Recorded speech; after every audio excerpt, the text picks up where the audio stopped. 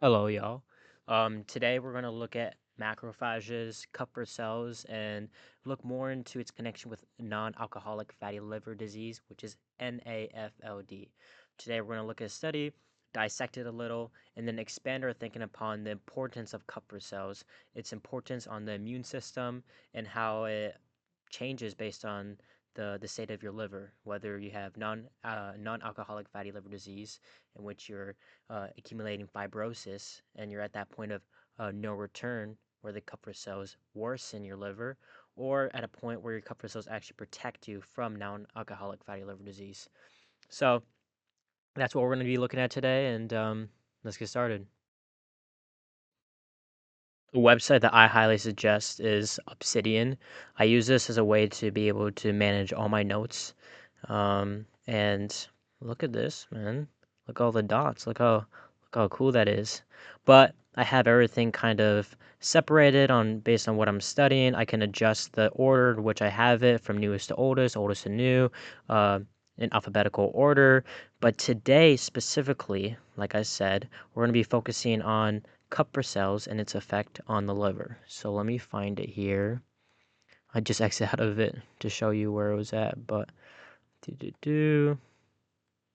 so I already went through this, but I'm gonna go through it again because I feel like the research paper was really interesting, specifically on how Kupffer cells can be either pro-inflammatory or anti-inflammatory. Kupffer cells, also known as monocytes, are what are key in terms of cytokine production in the immune system. And so this is what's going to help protect you from inflammatory issues such as non-alcoholic fatty liver disease. However, as we see here, as we progress towards non-alcoholic fatty liver disease, our Kupffer cells, while are supposed to be anti-inflammatory, can also be pro-inflammatory and make these issues worse. So we're gonna dissect that a little, go more in depth, and just see how non-alcoholic fatty liver disease, which is fatty liver disease, based on which comes from mainly diet and a mix of other things, affects Kupffer cells and its roles and jobs in protecting our body via immune system. So, non alcoholic fatty liver disease, NAFLD, is an important public health problem with growing numbers of non alcoholic fatty liver disease patients worldwide. Pathological conditions are different each stage of non alcoholic fatty liver disease due to various factors. Preclinical and clinical studies provide evidence for a crucial role of immune systems in NAFLD progression. Liver-resident macrophages, Kupffer cells, and monocyte-derived macrophages are the key cell types involved in the progression of NAFLD, non-alcoholic steatohepatitis (NASH), and hepatocellular carcinoma (HCC).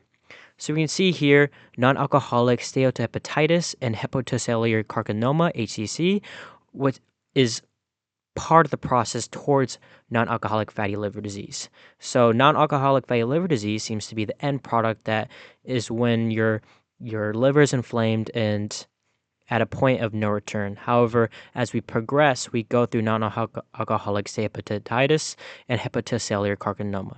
Their unique polarization contributes to the progression of NAFLD. Kupffer cells are phagocytes with the self-renewal abilities and playing role in regulating and maintaining homeostasis. Upon liver damage, Kupffer cells are activated and colonize at the site of damaged tissue. So, upon liver damage, upon inflammation, these Kupffer cells go to the direct spot by which there is inflammation. The secretion of inflammatory cytokines like chemokines by Kupffer cells play a pivotal role in initiating NAFLD pathogenesis.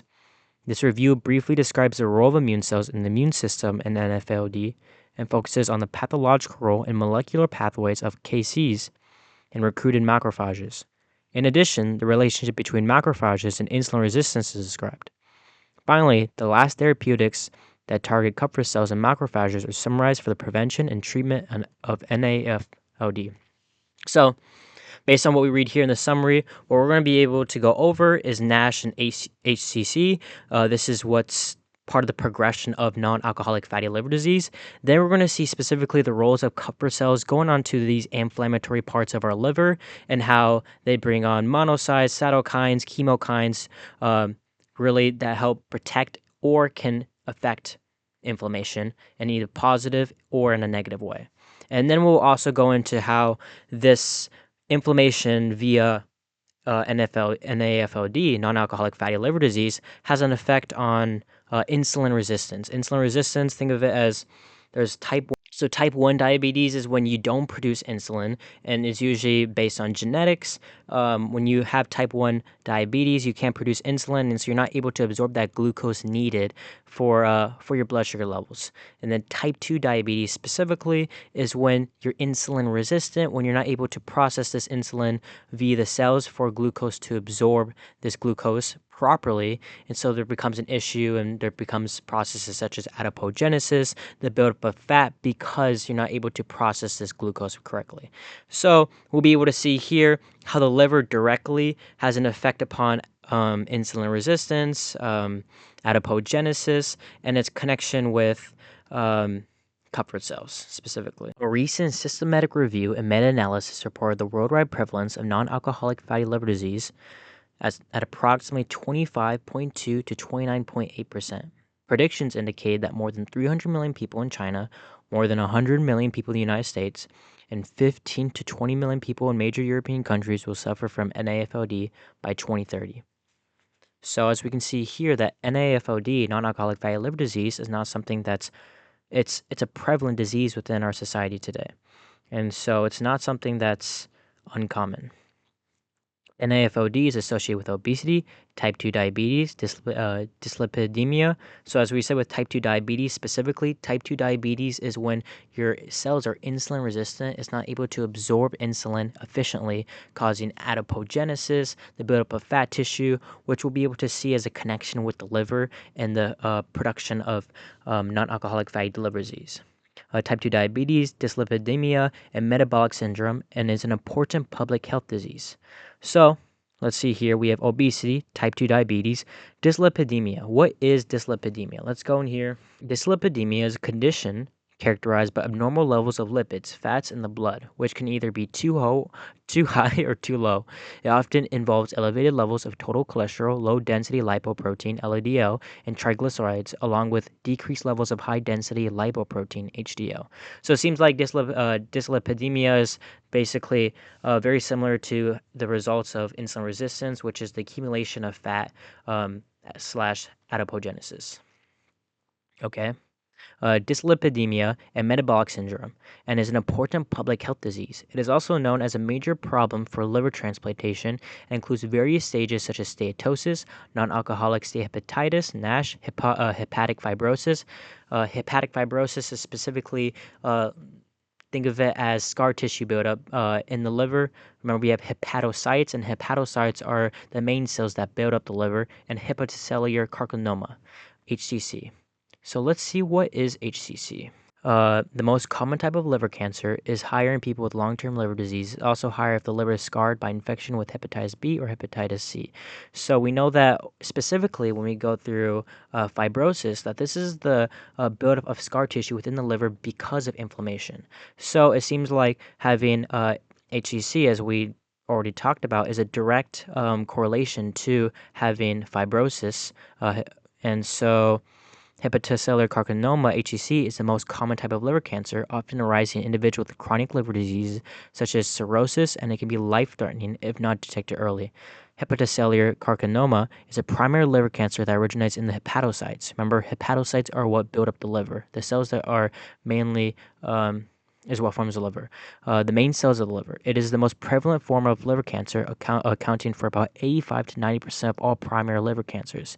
HCC is particularly aggressive and is often diagnosed at an advanced stage, making treatment more challenging. So when we're at that point of having fibrosis and HCC within our liver, we're at a point where we're almost at no return when it comes to non-alcoholic fatty liver disease. With non-alcoholic fatty liver disease, with fibrosis, there's a point of having so much scar tissue and accumulation of fat within the liver that it's really difficult to return back to a healthy liver. Presence of steatosis, along with symptoms such as hepatocyte damage and lobular inflammation. What is lobules? By the way, do you like my Toji screen for the... What are lobules?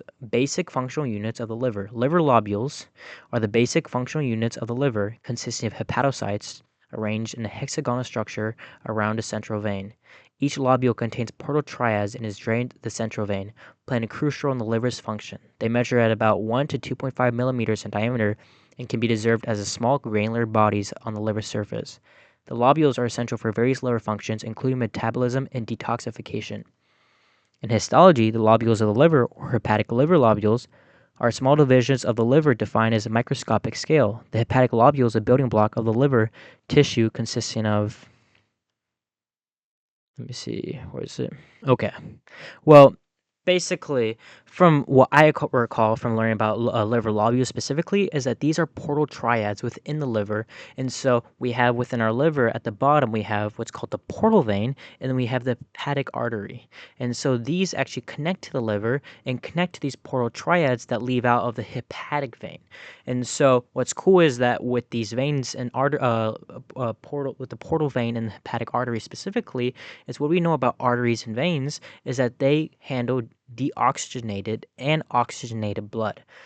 So basically, and don't take my word for it, but this is how I've always understood it. So basically, the hepatic portal vein brings in oxygenated blood, the hepatic artery brings in deoxygenated blood. And so these central veins within these liver lobules specifically takes in these nutrients. This is where the epithelial cells and the Kuppfer cells comes in, protecting these liver lobules from any sort of antigens, any sort of bad bacteria, and absorbs these nutrients. Then as we go on within these central veins, we go into the hepatic veins where it meets up with the inferior vena cava.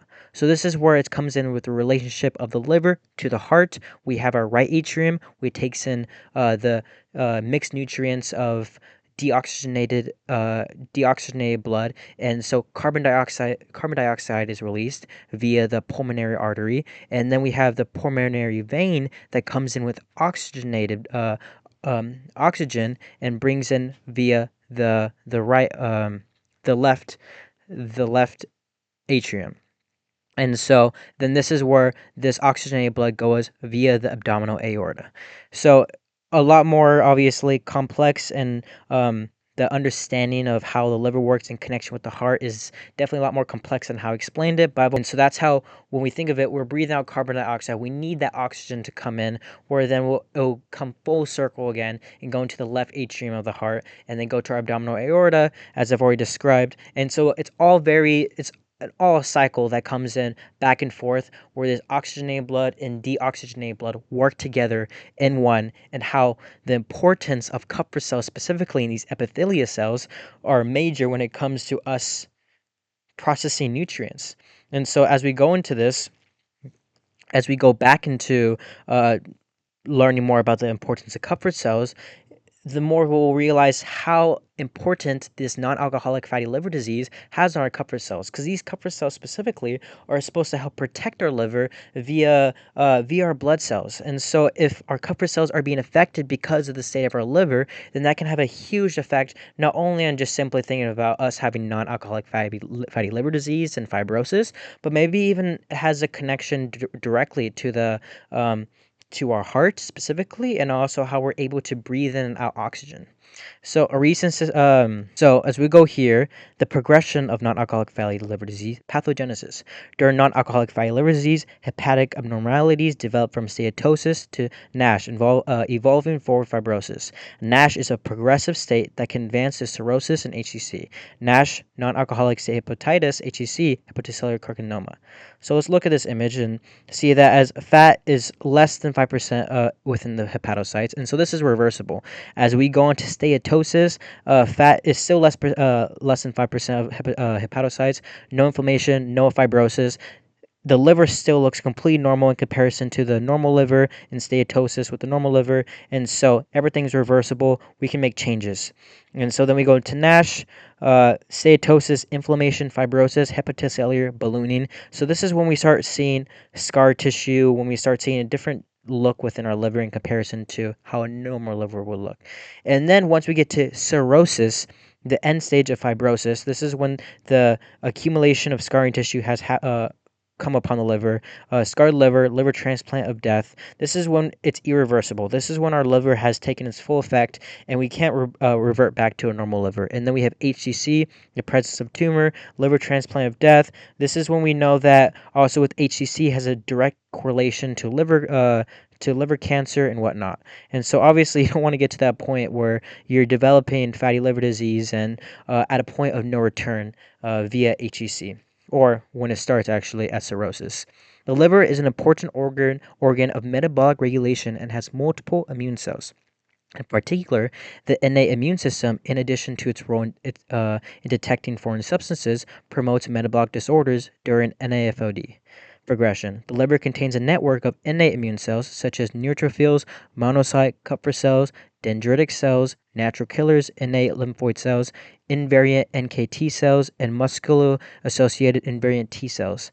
They act as the first line of defense against environmental changes and invading pathogens.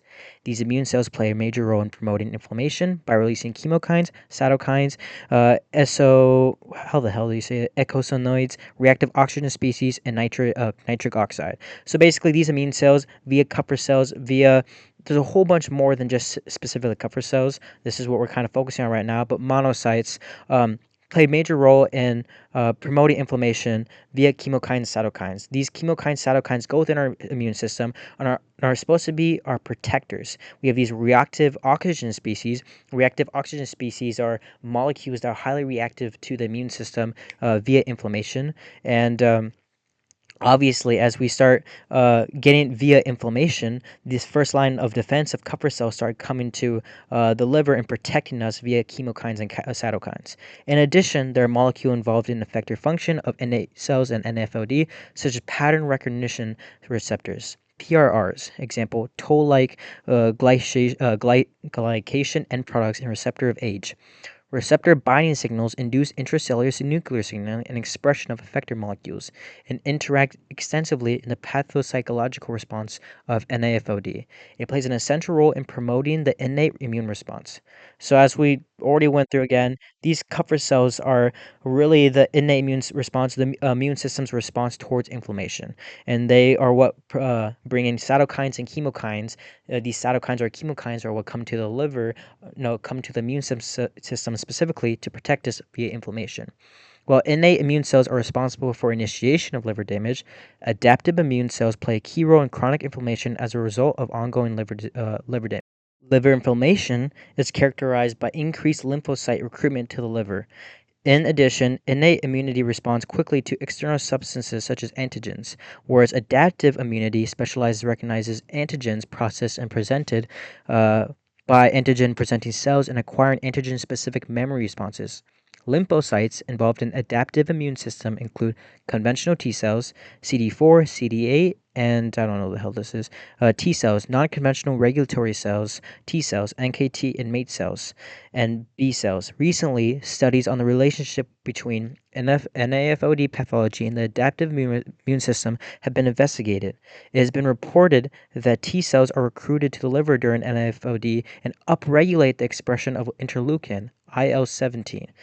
So interleukin, I'm pretty sure, is a cytokine specifically. It's a pro-inflammatory cytokine that, in this case, will worsen. Let me delete. IL-17 inhibitors are biological drugs that block the action of interleukin-17.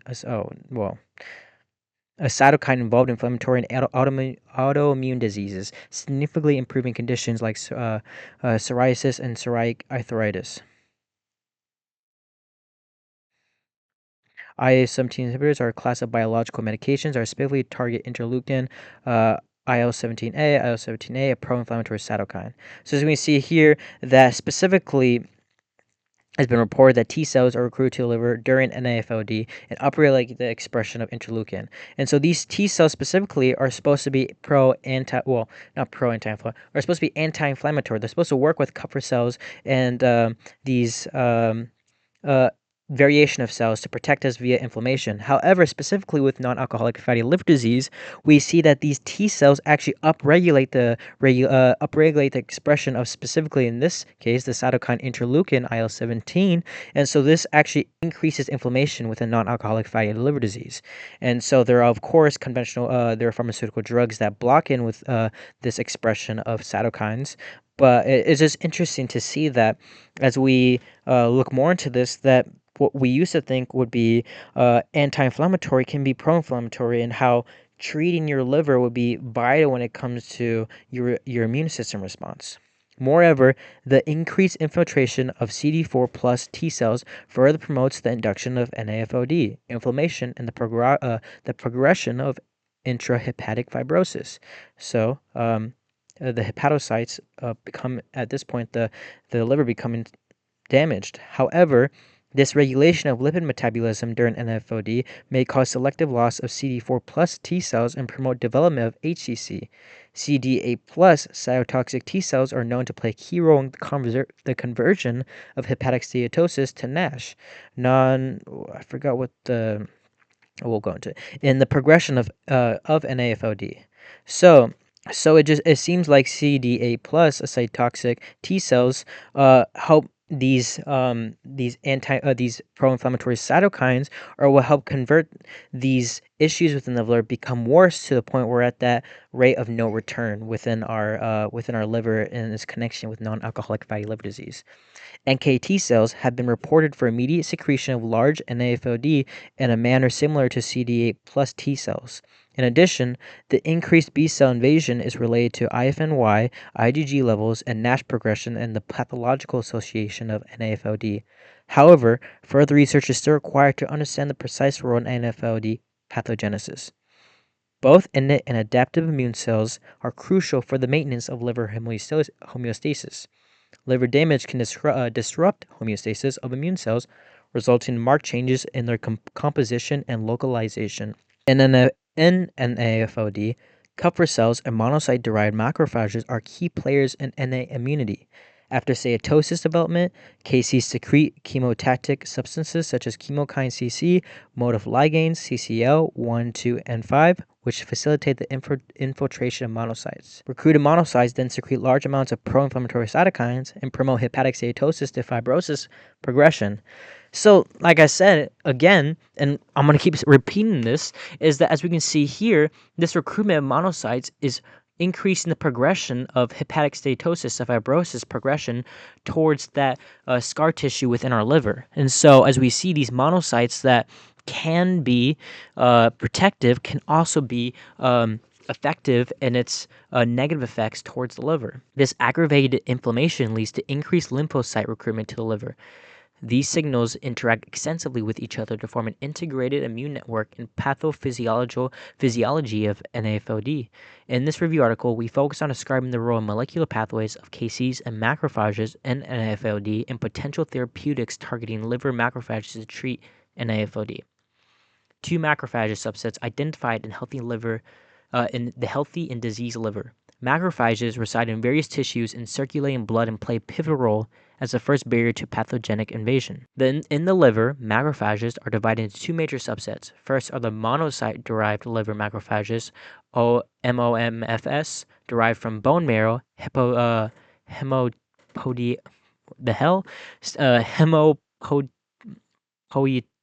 stem cells. These MOMFs are recruited to the inflammatory site and are differentiated to produce inflammatory mediators, mainly under the influence of the microenvironment. The second subsets are KCs from yolk sac-derived erythromeloid progenitor cells. KCs are locally proliferating, self-renewing, and phagocytic cells. Macrophages are also divided into two phenotypes: classically activated macrophages, M1, and alternatively activated macrophages, M2. So these macrophages, these Kupffer cells specifically can be activated via M1, via M2 basically. M1 is involved in Th1 response, produces inflammatory cytokines, IL-1B, TNF-A, and IL-6, and toxic effector molecules ROS and NO. ROS, reactive oxygen species, and NO. I have no clue what that is. And is characterized by the IL-12, IL-23, IL-10 phenotypes. M2 participates in polarized Th2 responses and involved in tissue remodeling, dampening of inflammation, allergies, and immunomodulation, and is characterized by IL-12, IL-23, IL-10, TGF-B phenotype. So it seems like, just reading this, that the M1 M1 recruitment of macrophages are what increase increase the production of inflammatory cytokines to the liver and progress NAFLD. However, M2 signaling to these cytokines are what brings in, or to these Kupffer cells, are what bring in these anti-inflammatory cytokines that actually protect us from, in this case, tissue remodeling, dampening of inflammation, allergies, and immunomodulation, and it protects us from going towards those non-alcoholic fatty liver disease characteristics. Recently, single-cell sequencing analysis was performed to precisely identify different M1 and M2 macrophage populations. It helps to understand specific markers to identify the specific macrophage subsets. Moreover, differences in scavenger receptors can distinguish the two populations. A common M1 macrophage marker is MRC1, whereas C-type lectin receptors and Marco are common markers for the M2 macrophage population. Profile of differential gene expression in single-cell RNA sequencing analysis can determine characteristics of different subsets. CD5L, I'm not going to even go through all this is stupid, were proposed as key gene signatures specific to Kupffer cells. To distinguish the presence of recruited macrophages, two subsets were purified based on CALC4F and TIM4, and bulk RNA sequence was formed. As a result, SPP1, let's say CHO3, CCR2, and GPR183 were identified as CALC4F macrophages. A group of genes specific to residence Kupffer cells was identified, including TIM-D4, CD163, C6, XLR, and Marco. It would be interesting to perform additional comparisons between monocyte Kupffer cells and resident Kupffer cells.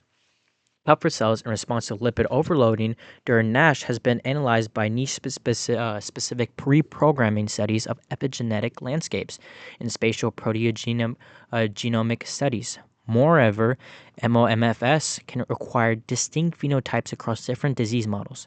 While monocyte entering the liver can differentiate into monocyte-derived KC, Kupffer cells, and NASH, non-Kupffer cell macrophages are generated in other models. In hepatic inflammation, MOMFS can be differentiated into lipid-associated macrophages, LAM. Importantly, LAM have been found in the obese and cirrhotic human liver. Given the conserved gene signatures in the recruited macrophages and subset of KCs, it is possible that LAM may be a bona fide macrophage subset of rather an activation state of. Okay, so it seems like based on here that we have just two populations of macrophages. The first population is already living within the liver, and so these are anti-inflammatory. These are our protectors. However, as we progress towards non-alcoholic fatty liver disease, we first of all have macrophages that come to the liver via the protection. Via protection brings in anti-inflammatory cytokines. However, specifically as we produce fat within the liver, it seems like we have macrophages specifically that are derived via this adipose tissue. And so not only the macrophage signaling becomes pro-inflammatory for cytokines, but it seems like that these macrophages are being derived via this adipose tissue directly. Obviously, though, as we go in more further, we'll be able to break that down a little more. However, let me just show you what I was reading. I kind of wanted to break this down. Remember, we have the resident Kupffer cells, baseline function, homeostatic immune surveillance, clear debris, dead cells, and pathogens, produce tolerogenic cytokines, IL-10 to avoid chronic inflammation in the healthy liver. So these are the Kupffer cells that generally are meant to be populated within the liver to protect us. But however, in NASH, lipid overload, early responders to fat injury, initially anti-inflammatory. So like I said, their main job initially is what they do is protect us. However, if lipotoxic stress persists, as we progress towards non-alcoholic fatty liver disease, they switch to pro-inflammatory mode. And that's why we get to that point within, as you see in this image, where as we progress, it's reversible at first. These Kupffer cells are able to protect us. However, we get to that point where it's irreversible. We have, for example, we have liver cancer, and we're at a point within our Kupffer cells that this inflammation just keeps on persisting and gets worse and worse, even with our original protectors that become pro-inflammatory. Three roles of KCs and macrophages in NAFLD development. The liver responds to pathological changes in the body and induces hepatic inflammation, promoting various cytokines and liver toxicity levels. Histological studies indicate that liver damage is accompanied by the abnormal appearance of hepatocytes and clusters of KCs in the liver. Fatty diet leads to lipid droplets in the hepatocytes and change in the cellular composition present in the liver. KCs are involved in the production of reaction oxygen species, leading to hepatic oxidative stress and inflammation. So remember, we have in this case, it seems like having a fatty diet, having a diet that isn't healthy is what's going to help cause this non-alcoholic fatty liver disease. Remember, non-alcoholic fatty liver disease is the accumulation of fat within the liver without the use of alcohol, which alcohol is not great for the liver at all. In fact, I heard that it's actually not even a single, people would argue that just a little alcohol wouldn't do any damage to the liver, but it's actually, from what I've heard, even just a little alcohol does have a major effect upon, does not do the liver any well, which makes sense, I guess. Kupffer cells are involved in the production of reaction oxygen stellate cells. Remember, reactive oxygen species specifically, not stellate cells, reactive oxygen species are what are molecules that are very highly reactive and cause an immune response, leading to hepatic oxidative stress and inflammation. Oxidative stress, last time I'm pretty sure, leads to basically we have proteolysis, oxidative stress. Yeah, so oxidative stress is caused by imbalance between free radicals and antioxidants in the body. So the oxidative stress occurs in the mitochondria, and so I think this is a huge part in terms of what we have is called proteolysis. And so we have what's, if I remember correctly, it's called the butyrate lysosomal system or proteasome system, the proteasome system. And so proteolysis can be very good because it's the breakdown of cells and the release of amino acids. And this is where we have then protein synthesis that comes via, like, let's say mTOR-C1. We have, I'm going to break this down a little bit. I don't get off track, but we have our cytoskeleton, then we have our extracellular matrix. This is with integrins, and then inside we have our mitochondria of the cells. We have mTOR-C1. mTOR-C1 is an anabolic enzyme that gets activated via nutrient abundance. It's when mTOR-C1 helps produce protein synthesis within the body. It attracts growth factors, and so this is how we have basically the growth of muscle via growth signaling, right? And so proteolysis is very vital when it comes to the breakdown of amino acids. These amino acids get put into the bloodstream. I'm pretty sure there's types of amino acids. Is it BCAAs that can't be really digested by the liver optimally, and so it goes via the bloodstream to the muscle. Don't take my word on that, obviously.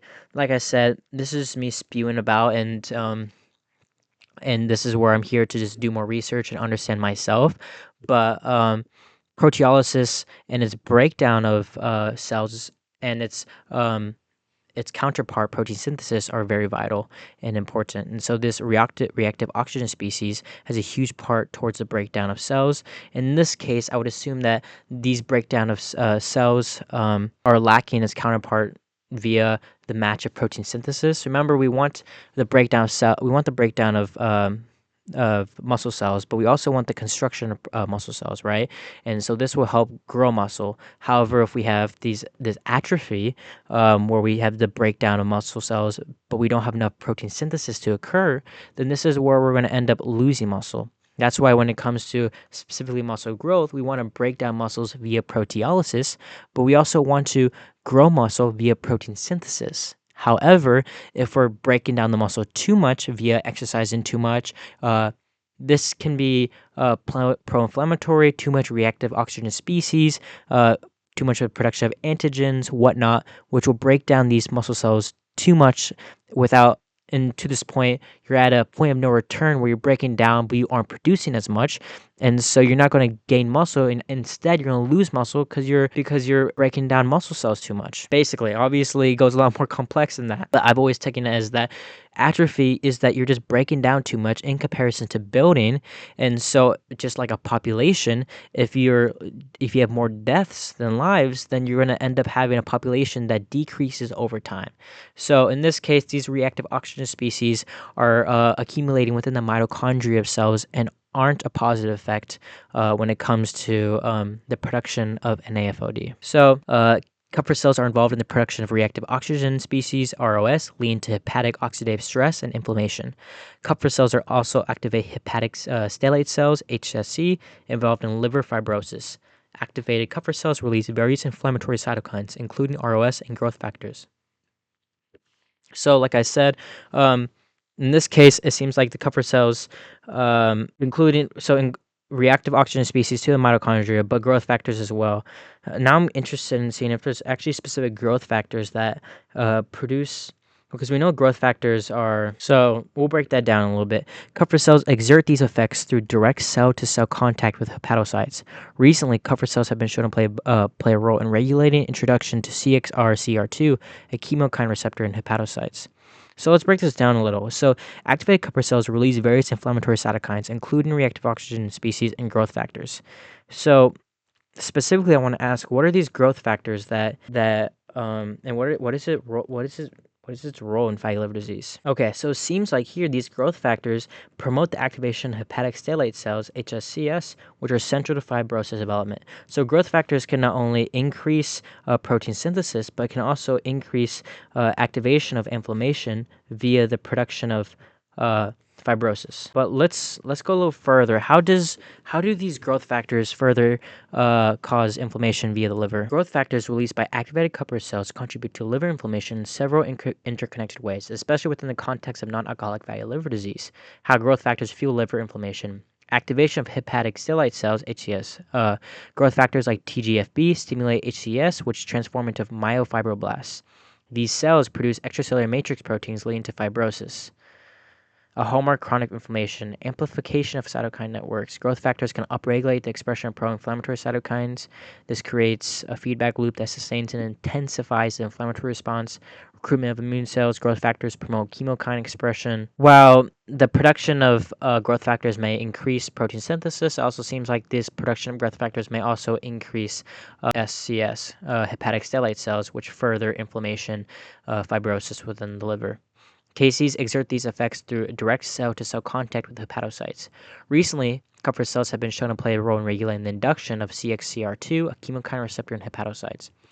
In different stages of liver diseases, resident Kupfer cells and monocyte MFS contribute to regulating hepatic inflammation, fibrogenesis, and HCC. As KC-specific markers, CLECF-C4F, C-type lectin domain family for memory F, and TIM4 T-cell immunoglobulin and mucin domain containing 4 were used to identify Kupfer cells in liver.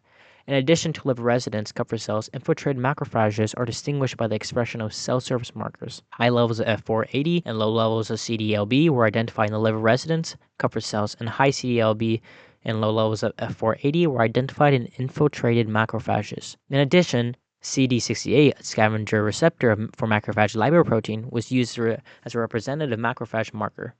Ionized calcium binding adapter molecule 1, IBA1, was distinguished invasive macrophages. Notably, an increased number of Kupfer cells macrophages were observed in the liver where large lipid droplets were formed and positively correlated with severity of NAFLD. So without even going further, it seems like these large lipid droplets, which have a huge importance when it comes to, let's say, ketolysis, we have what's called, within ketolysis, this process of, it's the breakdown of triglycerides, and we have free fatty acids and glycerols, and so the glycerols can be used via gluconeogenesis, and we have the fatty acids which can be uptaked into the bloodstream and be used as energy. We have these large lipid droplets which are important for the breakdown of these triglycerols. And so because what's cool about it is these triglycerols specifically, if I remember correctly, are vital when it comes to unwrapping. We have like a enzyme that unwraps this triglycerol and allows for the breakdown into free fatty acids and glycerols. Were formed and positively correlated with the severity of NAFLD. A large number of activated macrophages was also observed in the spaces between damaged hepatocytes and patients with NAFLD. During NAFLD to NASH progression, there was an increased accumulation of endosomal lipids in Kupfer cells, suggesting a key role of lipids for Kupfer cell activation and their impact on NAFLD progression. Taken together, Kupfer cells play a role in fibrosis development upon lipid accumulation and inflammation in the liver. So it seems like this lipid accumulation, obviously, as we connected earlier, brings in and activates these Kupfer cells, which in this case, when there's this lipid accumulation, is Kupfer cells that are pro-inflammatory. Kupfer cells depletion resulting in suppressing HSC activation and fibrosis development in fibrosis mouse model. In a fibrosis mouse model, the immune system altered by gut microbiota can exacerbate endotoxemia and NAFLD. So what's really cool here specifically in this sense is that we will go probably later in another video is how the gut microbiome has a direct effect towards the liver and how it processes, for example, even pharmaceutical drugs. We have our gut microbiome, which is filled with metabolites. And so these metabolites can either take in these pharmaceutical drugs directly or can actually signal these enzymes within the liver to take in these pharmaceutical drugs a certain way. And so that's why when you take a drug compared to someone else taking a drug, the reaction within your body may be completely different because specifically of your gut microbiome. They did a test, and so we'll go through this in the next video. Is that one mouse had a gut microbiome filled with bacteria, and the other group of mice didn't have any bacteria at all. And so the mouse with the with the bacteria in the gut microbiome was able to react well to the pharmaceutical drug in comparison to the mouse without any bacteria in its gut. And so this goes back to here is that the gut microbiome has a huge effect towards your non-alcoholic fatty liver disease because as we know, the gut microbiome has an effect upon the enzymes and how we take in pharmaceutical drugs, how we process, how the liver responds to basically anything, right? And so it makes complete sense that when we think of non-alcoholic fatty liver disease, we think about our diet specifically in like, let's say a fatty diet because your gut microbiome has a direct correlation to your liver. And so Kupfer cells increase the endotoxin sensitivity in the liver through upregulation of CD14 caused by leptin changes. Thereby, endotoxin promotes the development of steatohepatitis by activating Kupfer cells through TLRF and generating pro-inflammatory cytokines and reactive oxygen species. Mitochondrial DNA damage and the release of damage-associated molecular patterns, DAMPs, from dying hepatocytes activate TLR9 in Kupfer cells, which is almost a trigger an inflammatory cascade. This innate immune response of Kupfer cells leads to CD4 plus T cells recruitment and increases T cell resistance. In addition, it is known that macrophages, other than Kupfer cells, also contribute to pathogens of NAFLD. More roles of macrophages for insulin resistance in NAFLD. The relationship between abnormal changes in the intestinal microbiota and KCs has been extensively investigated as described above. Given that hepatic endotoxin is related to the specific factors induced by leptin, leptin can affect insulin resistance. Increased leptin levels lead to overexpression of CD14 through activation of STAT3 signaling in Kupfer cells. So as we see here, where does leptin come from? Leptin comes from specifically adipose tissue. Let me just make sure I'm correct on that. Yeah, adipose cells, adipose tissue. And so what's cool about leptin and then ghrelin is that leptin is what tells our body, hey, we have enough adipose tissue within our body. We don't need to eat anymore, right? This is our leptin hormone that specifically allows us to calm down in the sense that our body's not starving from our food. And then we have ghrelin. This is our hunger hormone that tells our body, hey, we don't have enough body fat tissue on our body. And this is where our hunger hormone is important for us to signal our body, hey, we need to eat more. And so this is why it's vital when it comes to hormones in general and how you're able to react to a diet, because your leptin hormones and your ghrelin hormones are off. Let's say your ghrelin hormones are really high, but your leptin hormones are really low.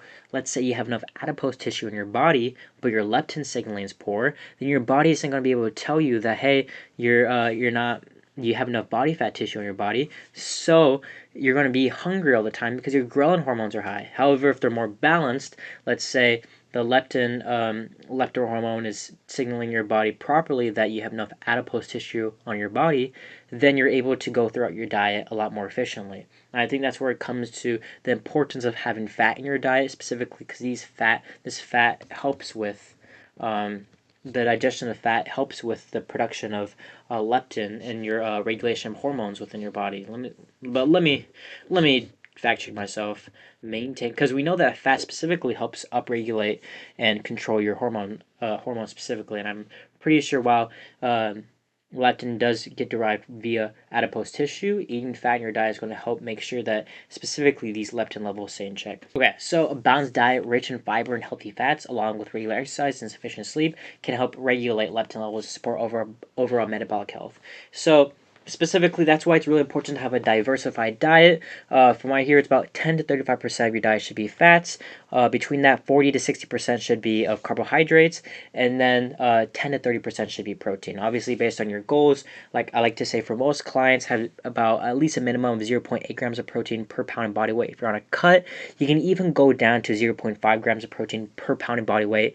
And so that just means, let's say you're 100 pounds, you want to eat about 50 grams of protein. If you're on a maintenance, because you're not losing fat, you don't have a risk of losing muscle. However, as you increase that calorie deficit, you want to increase your protein intake in order for you to, like I said, match this process of proteolysis with protein synthesis. As we break down, we're going to break down, also have a higher risk of breaking down muscle tissue, and so we want to increase protein synthesis in order for us to resist this chance of us decreasing muscle mass as we are in a cut. And that's why they say don't go anything crazy. The more that you decrease that protein, the more that you decrease that or increase that increase that deficit, the more difficult it is for you to gain muscle. What we know about specifically let's say mTORC1, an enzyme, it gets activated via energy abundance, via nutrient abundance, right? And so if we lack protein, the body is not going to be able to go through these these processes that via anabolism as much because it's lacking nutrients. And so that's where it comes to the importance of catabolism, anabolism. Anabolism is the process of building, and so this requires a lot of ATP, and then catabolism is the process of breaking down, and so this preserves ATP because you're breaking down, and for example, breaking down via glycogen into making free-forming glucose for energy. And so that's why it's vital when it comes to having a full-on you know, variety in your diet with fats and proteins and carbohydrates, is because carbohydrates is going to be your main fuel source when it comes to energy expenditure, right? We're thinking about, let's say we're going through a hard, intense workout. We primarily use fats during moderate exercise. However, as we progress towards more intense exercise, we're using glucose. And so this is where the importance of having stored form of glucose, glycogen, into having free form of glucose.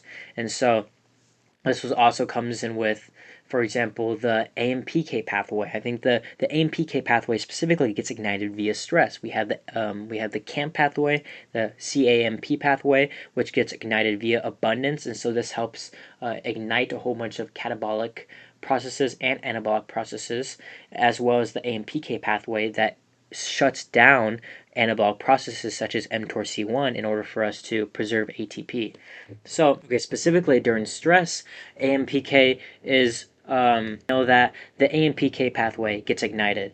And so this is where even myself, I have a hard time understanding is that what are the the interactions between anabolism and catabolism? Anabolism is the process of building via using a lot of ATP, and catabolism is the process of breaking down. And so as we break down, we're also using energy. So, for example, as we go through gluconeogenesis, is gluconeogenesis a catabolic process? It's an anabolic process. Gluconeogenesis is an anabolic process. It involves synthesis of glucose from non-carbohydrate precursors. And so, this is an anabolic process because it's building via non-carbohydrate precursors such as glycerols that comes from like triglycerides into free-forming glucose for our body. However, we wouldn't be using this, but would we be using this process? Watch. Would we does AMPK. So AMPK inhibits gluconeogenesis, and so while and this is because the process of in this case we're using energy in order for us to build from triglycerols into or in this case glycerols or amino acids into free-forming glucose, and this requires too much ATP. So making sure that we have and then this is where also the CAMP pathway happens, and so the CAMP pathway specifically is what ignites catabolic processes, and in this case, anabolic processes. Watch. Does CAMP ignite anabolic and catabolic reactions? And so CAMP modulates anabolic and catabolic reactions depending on the tissue and hormonal context.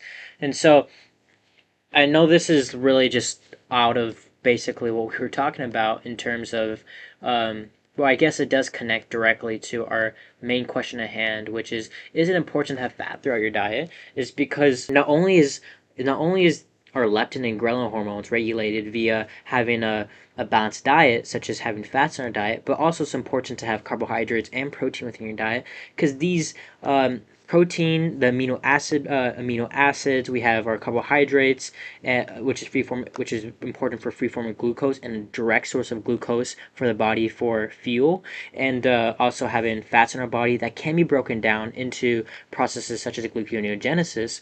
We have these processes in our body that ignite catabolic reactions as well as anabolic reactions, right? And so if we don't diversify our diet, the more we're limiting our body in its reactions, right? So we have the AMPK pathway, which the AMPK pathway specifically shuts down anabolic processes.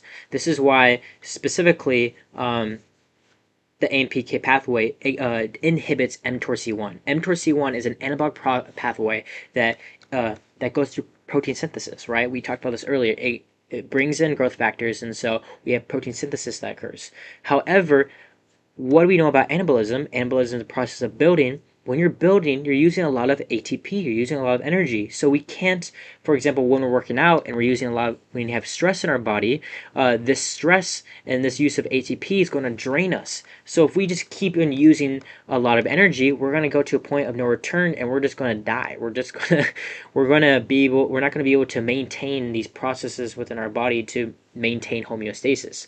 So in order to maintain homeostasis, the balance within our body, we must have a balance between the AMPK sensor, we must have a balance between the CMP, which ignites catabolic and anabolic hormone reactions as well as MAPK. We must have a balance of all these in order for us to maintain homeostasis when it comes to working out. Maintaining homeostasis via temperature, via energy expenditure, via everything, right? And so I went into a bit of a rabbit hole, but making sure that you have fat in your diet is not only important in terms of regulating hormones, but it's important for these reactions to be able to sustain homeostasis for our body to occur. And at some point we'll go in a deep dive upon AMPK and CAMP and MAPK. AMPK is via saving ATP. The CAMP pathway ignites catabolic processes, which breaks down and anabolic processes. And so that's where it can kind of be confusing sometimes, is that where does anabolism come into connection with catabolism? For example, we have gluconeogenesis, which is the forming of let's say other byproducts such as fats into free form of glucose. We also have glycogenolysis. Glycogenolysis is the process of breaking down stored form of glycogen into free form of glucose, which I think glycogenolysis is so it's a catabolic process, right? We're breaking down something and we're then going into we're breaking down glycogen, stored form of glucose, into free form of glucose. And we specifically go through glycogenolysis when our blood sugar levels are low. So, however, do we go through glycogenolysis when we go through AMPK? So it does inhibit glycogenolysis, right? AMPK does inhibit glycogenolysis, which is a catabolic process. However, it does also inhibit mTORC1, which is an anabolic enzyme because AMPK inhibits insulin pressure. Okay, see, it doesn't. So AMPK does not inhibit insulin production, and so insulin specifically helps us with processing glucose into our cells. And so all I'm trying to get from this, and I know that I went into a deep rabbit hole, which is interesting too. We'll go at some point. Insulin actually ignites mTORC1 via REB activation, RHEB. RHEB ignites the production of mTORC1. And so this is where we have the production of growth factors and whatnot. But the body is far more complex than simply saying anabolic processes stop catabolic processes, while catabolic processes stop anabolic processes. That's not the case. Because while catabolic processes may break down, this breakdown may be used for fuel, while anabolism may build up. For example, insulin could be pro-anabolic, can also be an inhibitor of anabolism. In this case, where insulin doesn't inhibit mTORC1. So the whole point of this is that when we're looking at fatty liver disease, we're looking at having a poor diet and too much production of adipogenesis. We're not having a balanced diet overall, and so having an important diet not only in this case is important for the um, avoiding non-alcoholic fatty liver disease, but it's also vital when it comes to your body and maintaining homeostasis for you to be able to have optimal ATP production as well as processing glucose properly via cells. And so having a mixed diet of protein, carbohydrates, and fats instead of just going on with just simply a ketogenic diet or simply a carnivore diet, a lack of carbohydrates, then we're in this case, we're constantly activating the AMPK pathway because we're having to go through, I think, ketolysis. And I think ketolysis is connected. Well, for me, I'm even just thinking about the connections with AMPK and stress and how constantly putting your body through stress via the lack of direct form of glucose may further it's caused just it's just a lot to think about. And so when it comes to a balanced diet, having a balanced diet, and then obviously think if you want to go to a step further and managing your sensitive to glucose via like going throughout your day and then having glucose directly before your workout and after your workout, since we're very sensitive to nutrient abundance because our NPK pathway was on via because we're going through ketolysis and whatnot for energy storage and keeping our blood sugar levels high or at an optimal level. It's something to go into. And so, but in the end of the day, while you may be able to manage your time sequences within your diet to be able to optimally um, procure a health optimal results within the gym, having a balanced diet is important for your hormones. The relationship between abnormal changes. So we'll go back into this. The relationship between abnormal change so causes inflammatory responses to the liver, to bacterial endotoxin in the intestine, and progresses from simple steatosis to steatohepatitis and liver fibrosis. Leptin is one of the most prominent adipokines, and binding to leptin to its receptor displayed on Kupfer cells can promote fatty acid oxidation and exacerbate liver inflammation and fibrosis and NAFLD. So I'm pretty sure with Kupfer cells specifically, they have a receptor via leptin, and so this leptin coming on to this receptor of the Kupfer cells can promote fatty acid oxidation. Fatty acid oxidation, I'm pretty sure, is the process by which we produce, what is it? Excess acetyl-CoA. I think it's the production of excess acetyl-CoA because via we have gluconeogenesis, which uses the glycerols and also uses oxaloacetate, and so then we have fatty acid oxidation, and so oxaloacetate is important for pyruvate and acetyl-CoA to work together for to go into the Krebs cycle, but because of a lack of oxaloacetate, because it went to the gluconeogenesis, it goes on to produce abundance acetyl-CoA and doesn't leave the Krebs cycle. But let's go. What is fatty? I could be completely wrong. While I did take time to studying the fatty processes. Yeah, fatty acid oxidation is a metabolic process by which body breaks down fatty acids to produce energy. This process occurs primarily in the mitochondria of cells and involves the conversion of fatty acids into acetyl-CoA through a series of reactions as beta oxidation. During beta oxidation, fatty acids are broken down into two carbon units, which are used then to generate ATP, the energy currency of the cell, especially during periods of fasting or vigorous exercise. So I'm pretty sure, and we can go into, I just don't want to get into another rabbit hole, is that with fatty acid oxidation, this happens in the mitochondria. Remember, this is the Krebs cycle specifically. The Krebs cycle in the electron transport chain happen inside the mitochondria, while glycolysis happens outside the mitochondria, and I'm pretty sure in the cytosol. But this acetyl-CoA, these fatty acids get converted into acetyl-CoA, and this acetyl-CoA constantly goes through this cycle. However, through this cycle, it's missing oxaloacetate, which is important for going on to the next, going on to the electron transport chain. I'm pretty sure, or so in this beta oxidation, we produce a lot of acetyl-CoA, and so acetyl-CoA becomes, I'm pretty sure, acyl-CoA, or it becomes a different unit in order for it to be broken down via carbon units.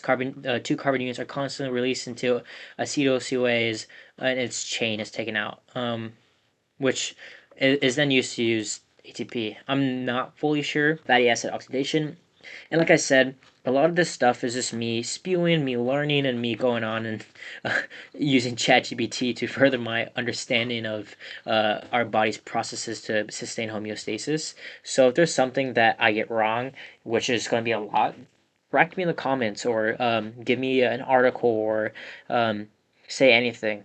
Hate, I don't really care. But this is just somewhere for us to learn and be able to kind of further exploration of science and exacerbate liver inflammation and fibrosis and NAFLD. Leptin can also induce inflammatory responses by enhancing LPS, induce TNF production via GNK, MAPK, and P38. Kupffer cells induce the upregulation of TGF-beta1 related connective tissue growth factors in a leptin receptor dependent manner for activation of STAT3 and NFKB. This increased expression of genes related to fibrosis, and I'm pretty sure this STAT3 specifically inhibits the production of mTORC1. Let's see. Does STAT3? Yeah, so inhibitory role. STAT3, mTORC1 inhibitory role. Context: inflammation, cancer, immune regulation. SOC3 induction. STAT3 can upregulate CS3, which inhibits insulin receptor signaling, dampens P13K, AKT, reduces mTORC1 activation. This P13K, AKT is what's going to actually help ignite mTORC1, and so we can see that this STAT3 specifically is one thing that can decrease production of mTORC1, and so has a deep connection when it comes to the lack of production of basically growth and the production of inflammation. And so what I can take out of this, and maybe you may as well, is that increasing inflammation via breakdown has an effect upon direct effect upon growth. This increased the expression of genes related to fibrosis, such as collagen 1, tissue inhibitor or matrix, metalloproteinases 1, TIMP1, transforming growth factor B1, and connective tissue growth factor, along with HSC activation. Taken together, these results suggest that leptin-mediated signaling in Kupffer cells play a role in inducing pro-fibrotic genes and activating HCC for fibrosis progression. So we know the leptin derived specifically from adipose tissue goes onto the receptors of Kupffer cells and may further induce more fibrosis within the liver. Adipose tissue macrophages, ATMs. As we explained earlier, we have Kupffer cells specifically in the liver. Then we have Kupffer cells that are ignited via adipose tissue that accumulates through non-alcoholic fatty liver disease. And so these adipose tissue macrophages are what's going to ignite pro-inflammatory cytokines, increase the recruitment of blood-derived monocytes during NAFLD, and activation of apoptosis related macrophages further promotes liver damage and recruiting neutrophils. So we have apoptosis and necrosis. Apoptosis is basically cell death. Apoptosis is important for proteolysis, which is the breakdown of muscle cells specifically, and other cells. And apoptosis is actually regulated, while necrosis is actually cell death that causes inflammation. Necrosis is specifically when, basically, think of it as we have our cell, and inside out, the cell gets absorbed and destroyed, and so because this wasn't regulated, the insides of the cell spreads out and causes the spread of antigens and basically inflammation within our body, while apoptosis is regulated and so gets cleaned up because it's regulated, right? Apoptosis related macrophages further promotes liver damage and recruiting neutrophils. This causes lipolysis, mediated lipotoxicity, and the liver damage. Both ATM and liver resident macrophage KCs play an important role in the pathogenesis of obesity, diabetes, and NAFLD. ATM significantly, and so I'm pretty sure lipolysis is the production. Let's go lipolysis again. Okay, so lipolysis is the breakdown of free fatty of triglycerides. What is ketolysis then? Okay, so ketolysis, I got them mixed up with lipolysis. Lipolysis is the breakdown of triglycerides into glycerols and fatty acids. Fatty acids goes to the bloodstream. Glycerols go into gluconeogenesis, while ketolysis is the process of catabolizing ketones. So this is the production of in this case, what's catabolism, the process of breaking down, in which is the breakdown of ketones, which is we have glycogen, which is the a stored form of glucose. Ketones is the stored form of fats. And so the opposite of ketogenesis, which is the process of synthesizing ketones, which is building up. So we have glycogenesis for glucose, which is a process of using, making formed of glucose. We have ketolysis, which is, ketogenesis, which is a process of building formed of fat, and then ketolysis, which is the process of catabolizing and breaking down these ketones. This causes lipolysis-mediated lipotoxicity and the liver damage. Both ATM and liver-resident macrophages, KCs, play an important role in the pathogenesis of obesity, diabetes, and NAFLD. ATM significantly secretes anti-inflammatory cytokines such as IL-10 that contributes to insulin resistance, impairs phosphorylation through insulin receptor substrate 1, IRS1, and P13K AKT pathway related to ISR1. We know this P13K, specifically AKT, is what ignites mTORC1 and other pro-anabolic processes, right? And reduces hepatocyte responsiveness to insulin. This ATM response, adipose tissue macrophages, in this case, impairs insulin receptor responses, and so this will further, with the lack of insulin response, what is that related to? Type 2 diabetes, because type 2 diabetes is when the cells can't process insulin correctly, and so which is the production of adipogenesis, the buildup of fat tissue. And so this is where it all comes together, where specifically fatty liver disease has a direct effect upon insulin resistance and type 2 diabetes, and why we're able to connect having a poor diet, specifically a fatty diet, with non-alcoholic fatty liver disease. In NAFLD, macrophage infiltration of adipose tissue is a key activity during the crosstalk between adipose tissue and the liver. Infiltrated macrophages to the adipose tissue are initially increased by proliferation of Kuppfer cells in response to a high-fat diet. However, the subsequent increase of macrophages continues in response to chemotatic signals induced by adipose tissue under inflammation. So Kuppfer cells initially proliferation, basically we have proliferation, differentiation. Proliferation is the growth, like let's think of it as growth, production of more, let's say like stem cells, for example, and then we have differentiation is where these stem cells are given jobs. And so the proliferation of Kuppfer cells, the production of Kuppfer cells, comes in response to a high-fat diet, but the continuous response to these signals via adipose tissue is what, under inflammation, is what's going to increase these specific Kuppfer cells, adipose tissue macrophages.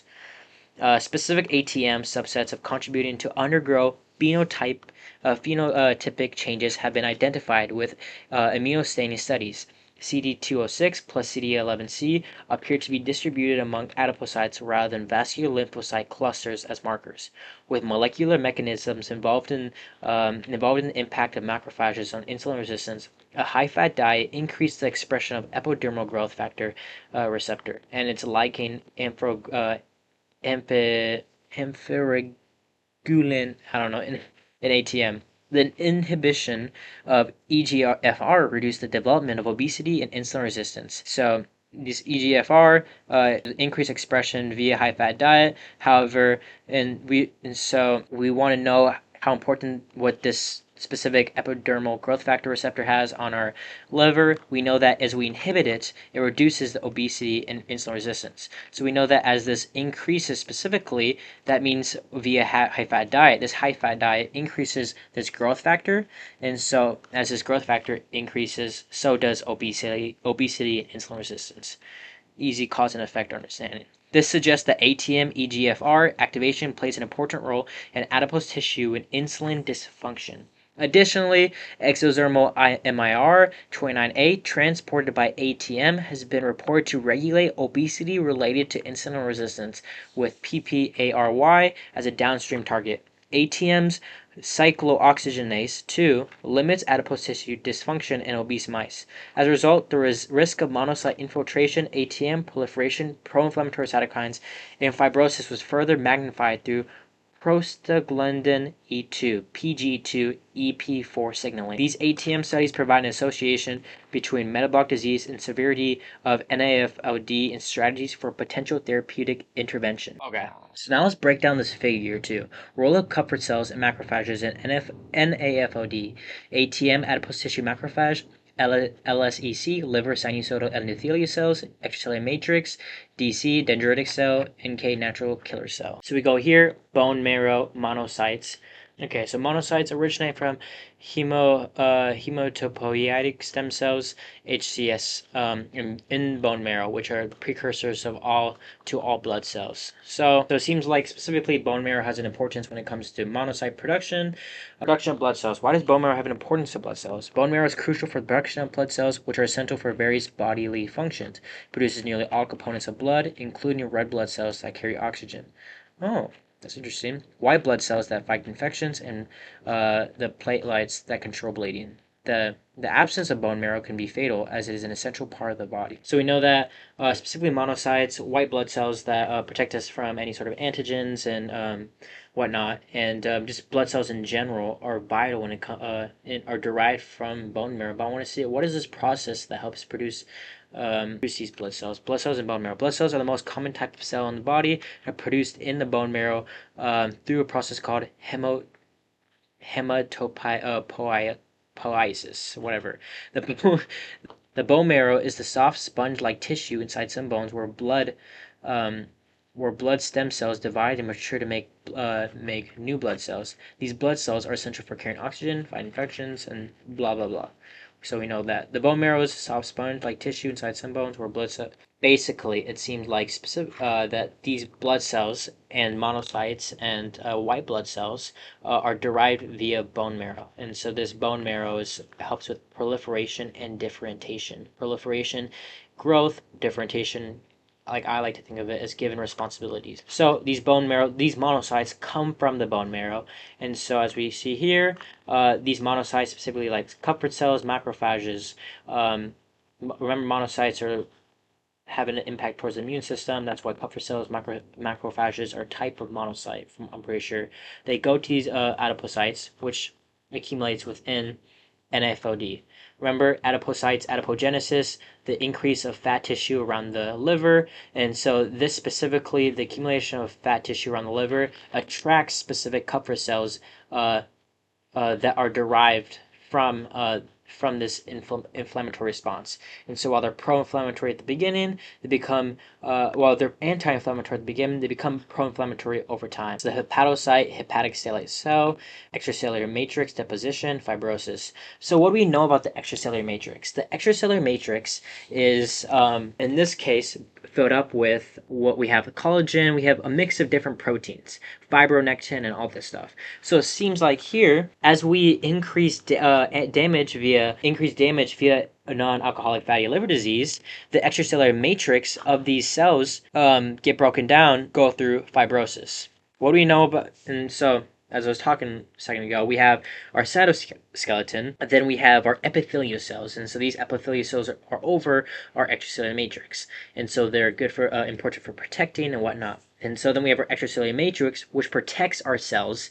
They have our integrins. Our integrins are signalers for growth factors and a lot more important things. They're what signal.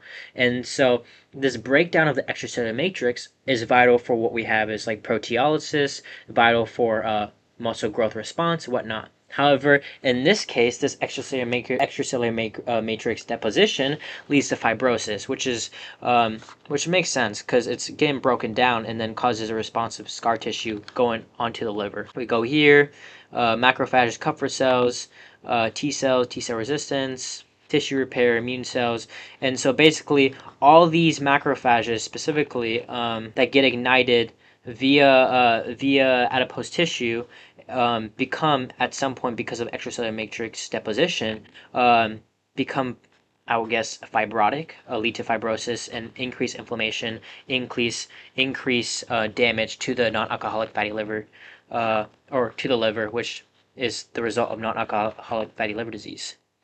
And so 5 molecular mechanisms. Let's see how much longer we have of this. We're almost done. Been spewing for quite a bit of time now.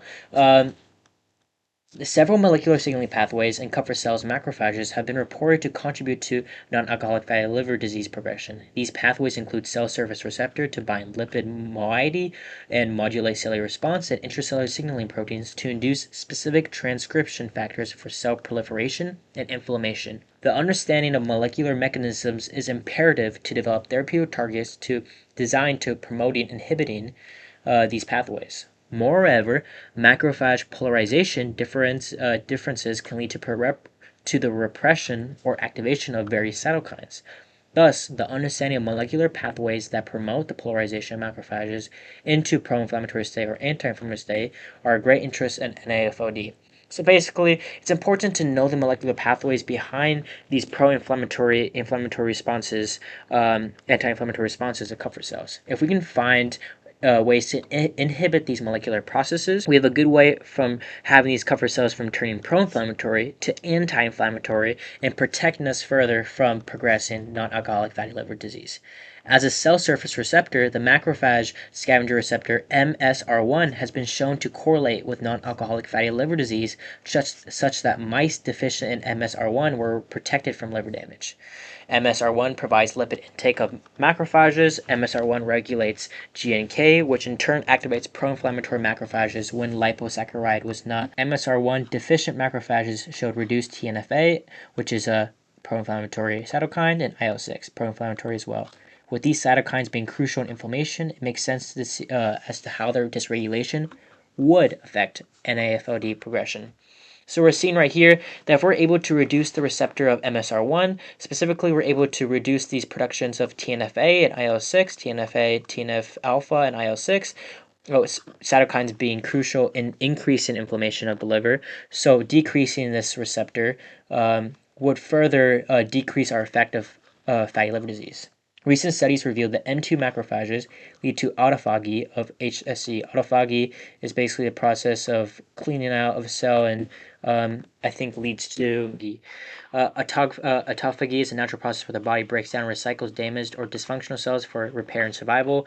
And this is where, proteolysis and the renewal of cells and whatnot is vital. By releasing prostaglandin E2, PGE2, and binding to the receptor EP4 on the exterior on HSCS.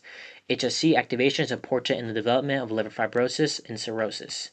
Autophagy of HSC results in activation of HSC, converting them into myofibroblasts and promoting NAFLD progression. Additionally, M2 macrophage polarization is involved in activating HSC, liver fibrosis, and extracellular matrix breakdown.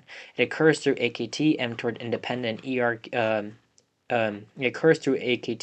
independent, and ERK1/2 pathway, where PGE2, EP4 signals lead to autophagy of HSC. As an intracellular signaling pathway, the CAMP PKA STAT3 signaling pathway is crucial for converting KCs to an M2 polarization.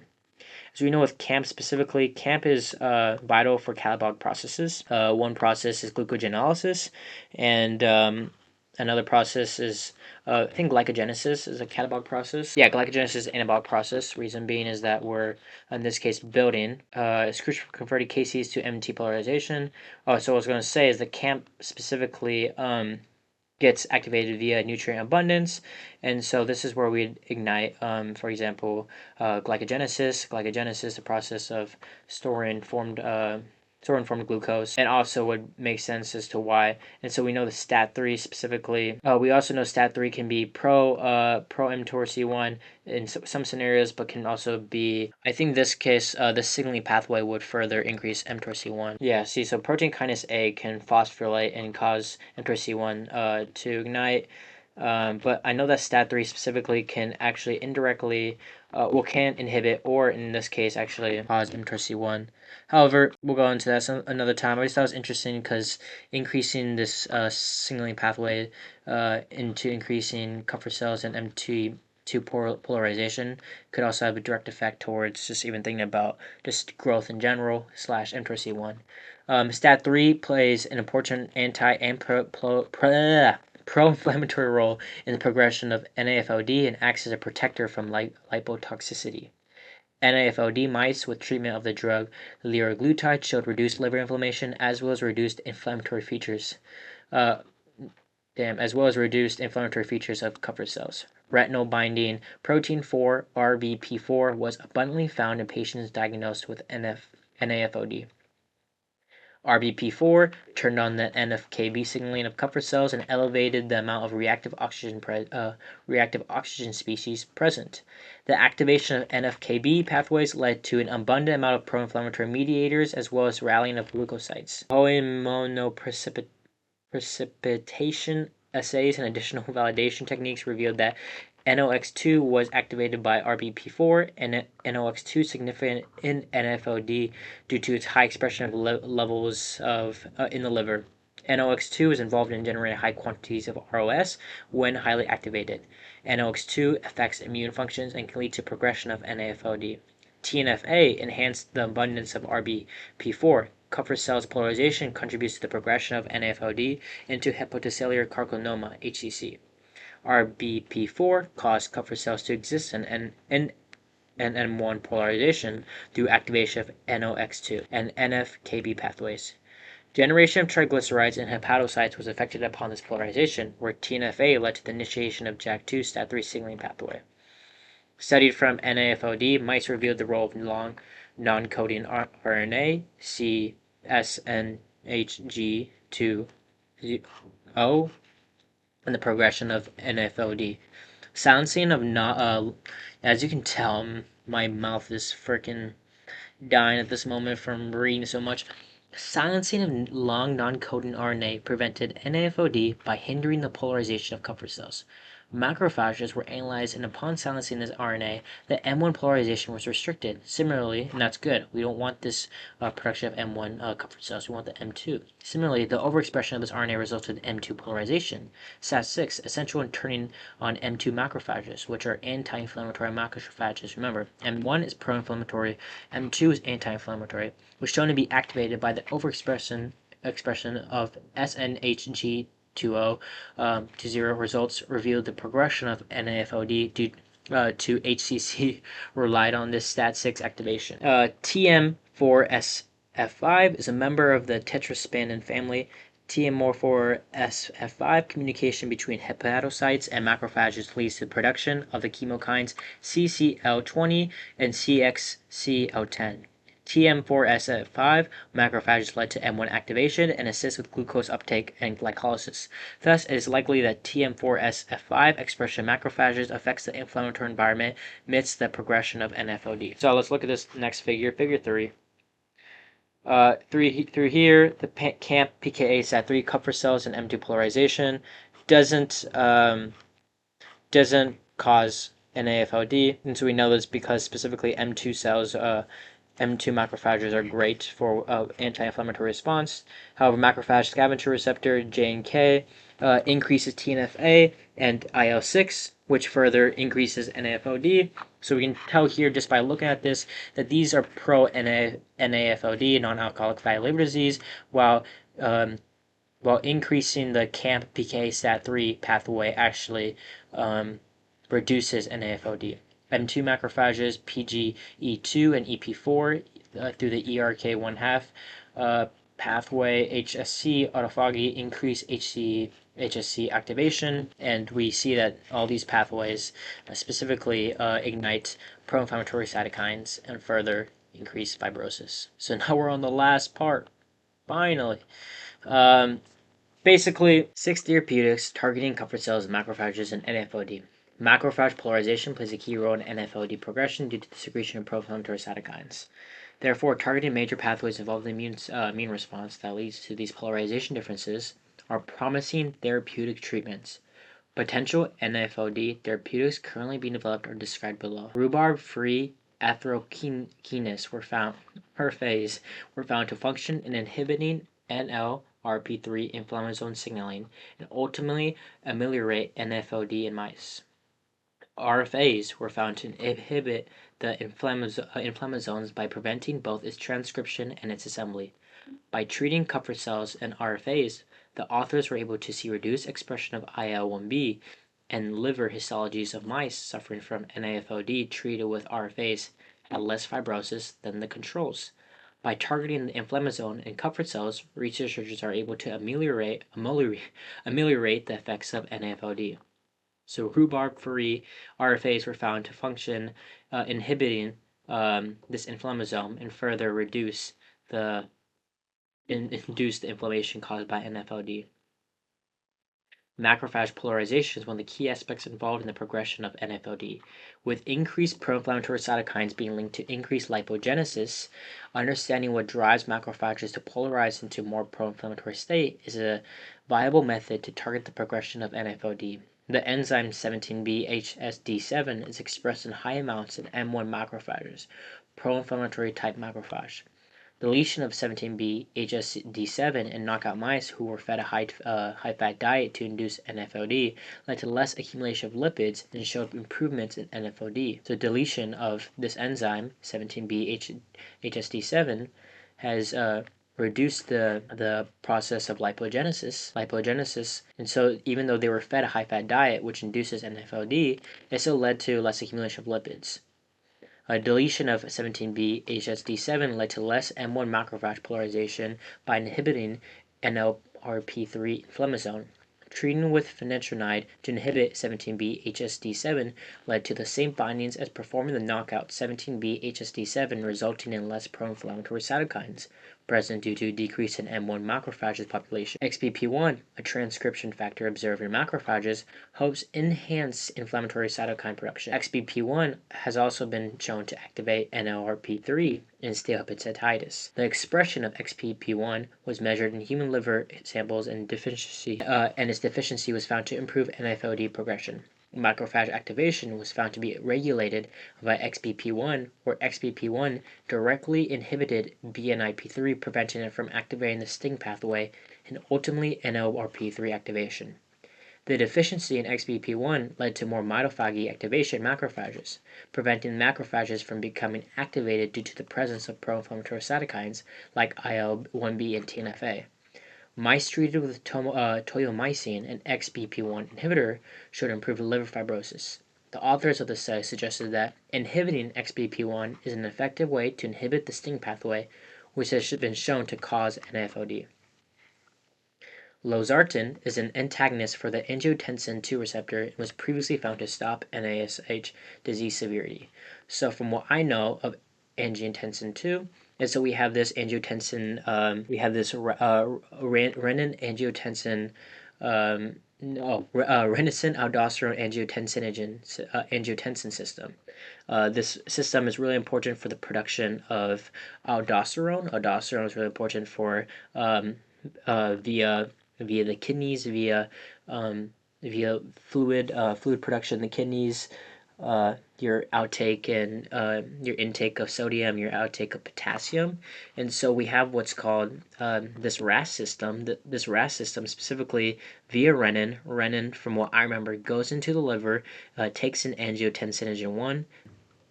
Was it? Angiotensinogen 1 goes in, so we have our livers specifically, and then on top of our livers we have our adrenal glands. These adrenal glands have three layers. They have the zona fasciculata, zona glomerulosa, and the zona reticularis. So what is the layer of the adrenal glands that produces aldosterone? Pretty sure it's the zona glomerulosa.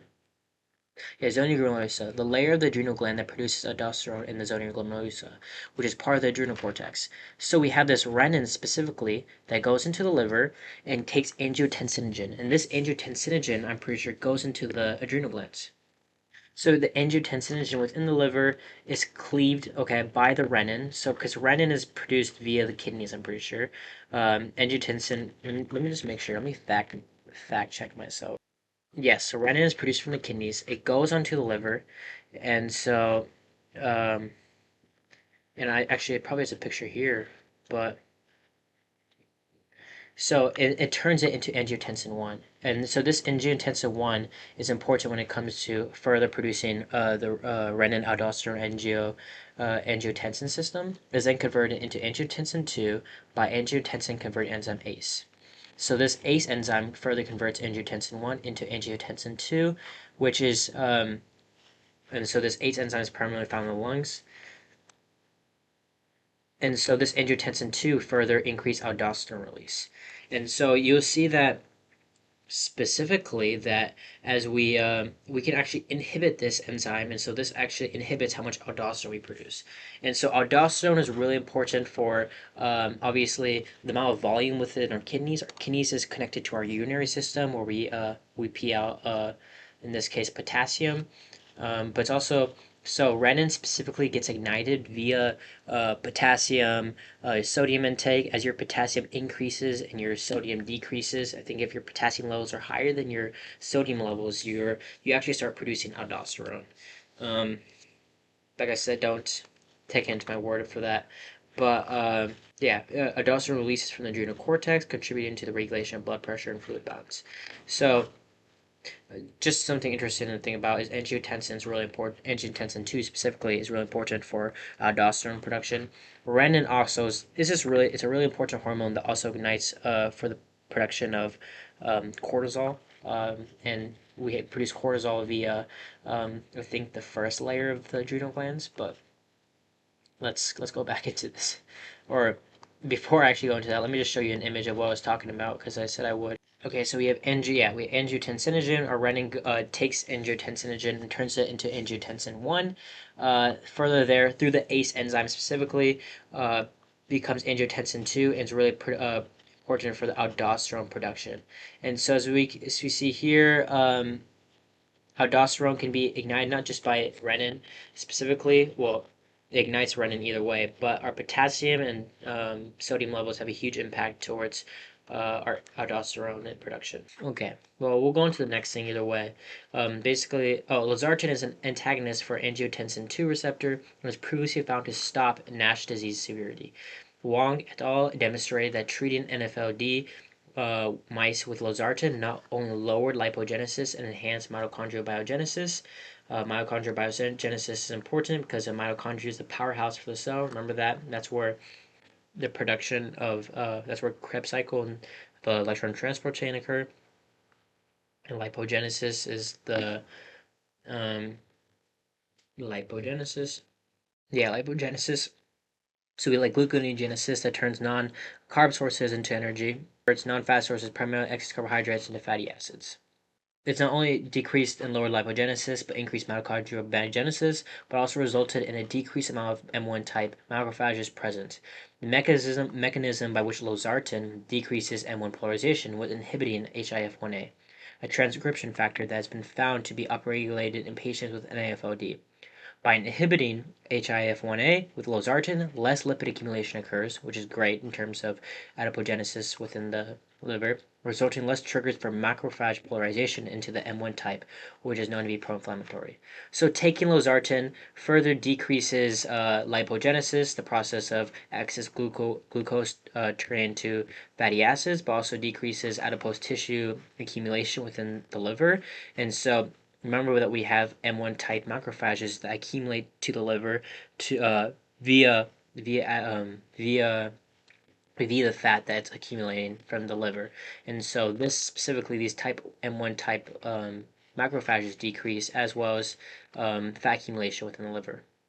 Epoglyctin 3 gallate (EGCG) is commonly found in green tea and has been linked to being involved in anti-inflammatory and immunomodulatory responses. In a recent study from 2021, their authors treated NAFLD mice who were fed a high-fat diet with EGCG.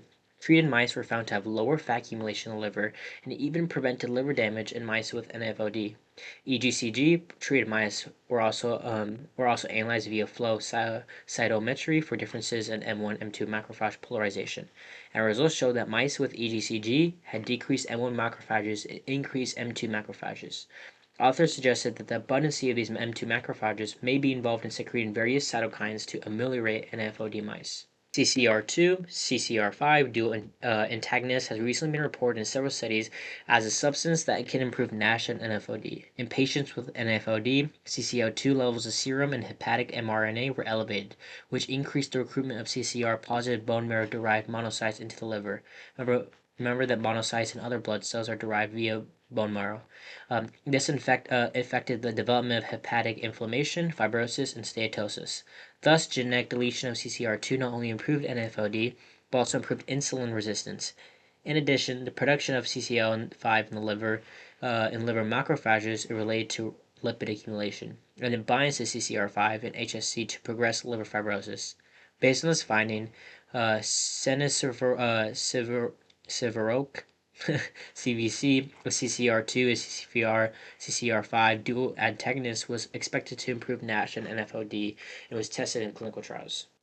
So we have one more. I might as well.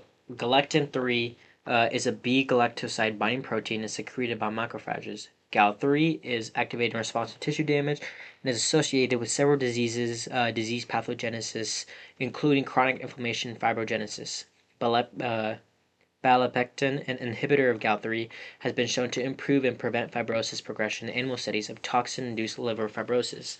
Contrary to the animal studies, in NASH patients without pre-existing cirrhosis, Gal3 inhibitor showed an improvement of hepatic venous pressure gradient with no effect on fibrosis. The protective effect of this drug is currently underway in patients with NASH cirrhosis without pre-existing severe diseases. So here we can see all the therapeutic drugs that could further decrease the production of fibrosis within our liver. Okay. So basically, through everything we went through today, very briefly, at the very beginning, through a noob's way of understanding things, we understood that the portal vein takes in oxygenated blood, the hepatic artery takes in deoxygenated blood, and so this has a huge connection with going into the liver lobules, and where the liver lobules take in nutrients via these blood cells. And so specifically these sinusoids, these epithelial cells, are protectors from antigens and further, I would assume, inflammatory responses or damage to these liver lobules, and protects us while taking in these nutrients. And so while this happens, this goes through the central veins, and then these central veins soon lead to another vein complex. I can't remember at this moment, but it leaves via the what's it called? The inferior vena cava. And so this is where, at a point where it leads to the right ventricle, and so later on, through breathing specifically, we breathe out carbon dioxide, we breathe in oxygen, and then this is where the process where it goes from the right ventricle, it will later go into I think the left atrium, it might be the left ventricle, I'm not fully sure. And then this whole process where this oxygenated blood will go in via the abdominal aorta, and where it goes through all these processes of deoxygenated blood and oxygenated blood. Obviously, it's a lot more complex and a lot more in depth compared to how I just explained it. But for right now, that's just what we're going to go at for today. And then later on, we went on to explaining how the Kuppfer cells and its mainly being monocytes to protect against inflammatory responses can become pro-inflammatory due to that response, given the different signaling via M1, M2. M1 signaling is M1 polarization further increases cytokines that are pro-inflammatory. However, M2 polarization further increases cytokines that are anti-inflammatory. And so it's really cool to see that depending at the state of your liver has a huge effect upon how your body reacts to inflammation. And so given our gut microbiome, which has an important effect upon signaling of these enzymes that, for example, take in pharmaceutical drugs, plus our diet and whatnot, has a huge effect upon this accumulation of fat around our liver, leading to fibrosis. And so at the end of the day, I think that what we can all get out of this is that having a balanced diet without any sort of excess fat, a sort of also not even like just depleting, as we went earlier, depleting carbohydrates, having a balance throughout your diet will have a huge importance. One for anabolic reactions, as well as making sure that you avoid any sort of diseases such as non-alcoholic fatty liver disease that will further have an impact upon Kupffer cells and cells that are supposed to protect your liver from diseases.